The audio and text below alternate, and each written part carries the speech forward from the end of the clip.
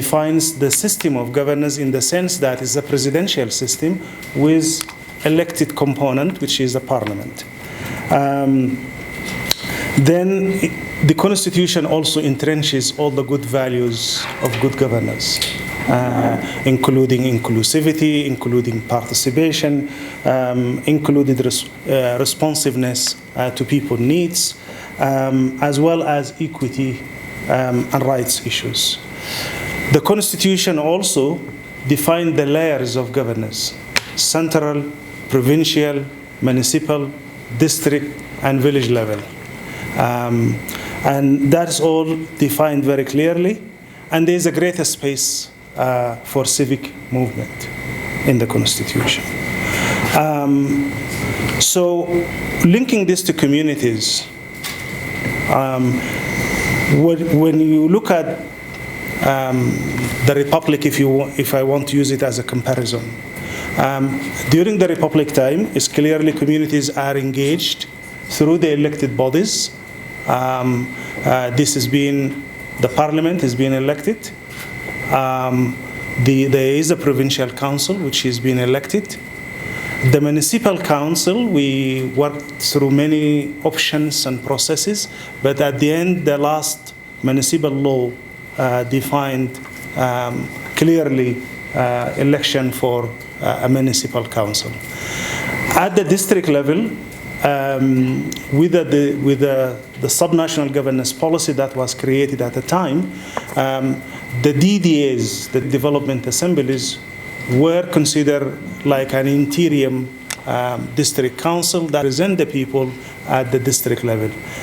At the village level, I'm sure we are all famous about, it's very famous for us as one of the delivery mechanisms is the CDCs, the Community Development Councils.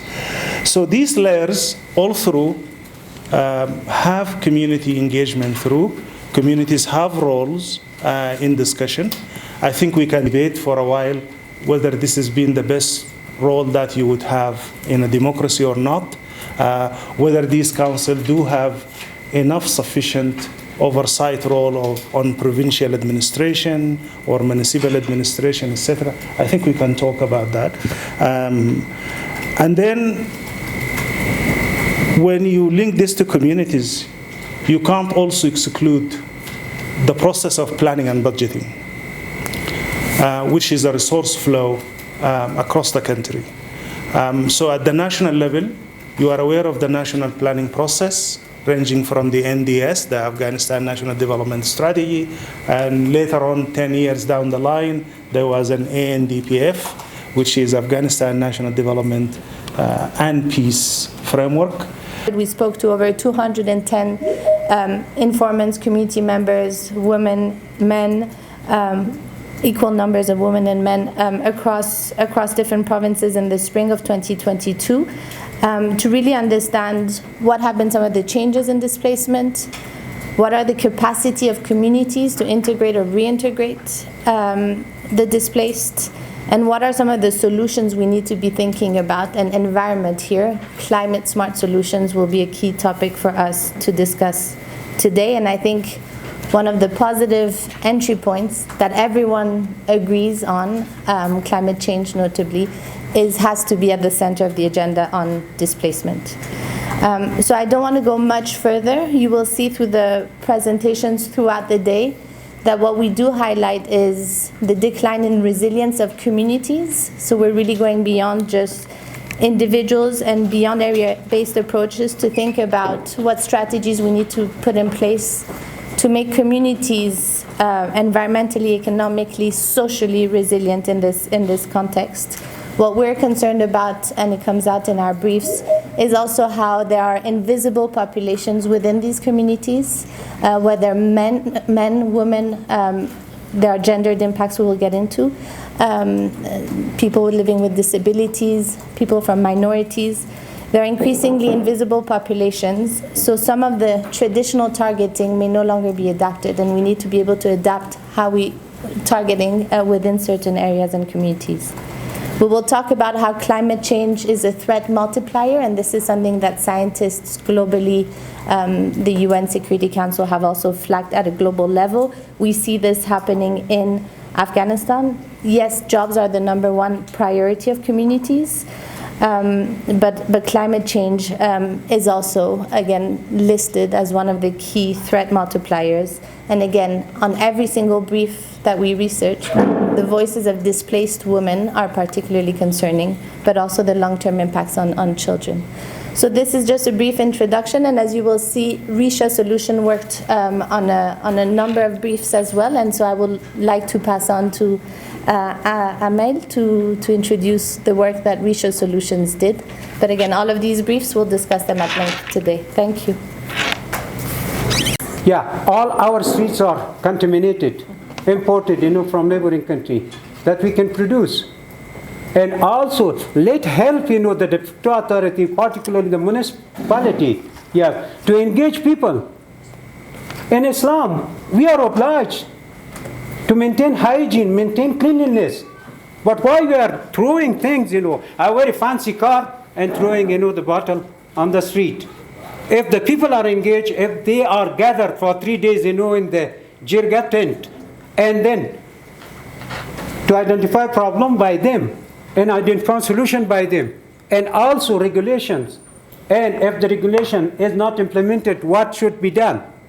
In that case, the hawker, the shopkeeper, the owner of the house, they are responsible to keep clean their environment. Then we will not have, this contaminated environment. Anyhow, coming, that is needed. International NGOs, UN diplomatic missions can put pressure on the effective authority to influence them. We are following, since the changes, that the high-ups of the de facto authority from the time of Doha is promising positively. For instance, supporting NGOs, supporting civil society. Where is that support? So, let's give hands in hands. Let's be consistent. Let's coordinate. Let's put behind, the organizational interests or whatever, the policies, and work for the sake of the people. Okay. Thank you. The last point, half a minute. The impediment of the banking system is a huge challenge, particularly for NGOs. And from the presentation of the Ms. Imanla Gillard on Monday, October 3, it seems that the sanction is not the cause as of the general license 20, but the cause seems to be political. With the central government.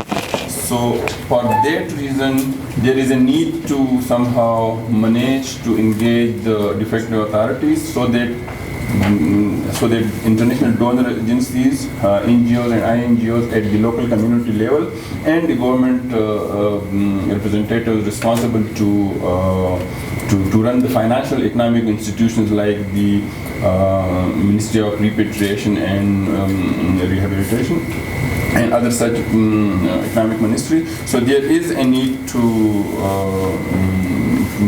engage the de facto authorities.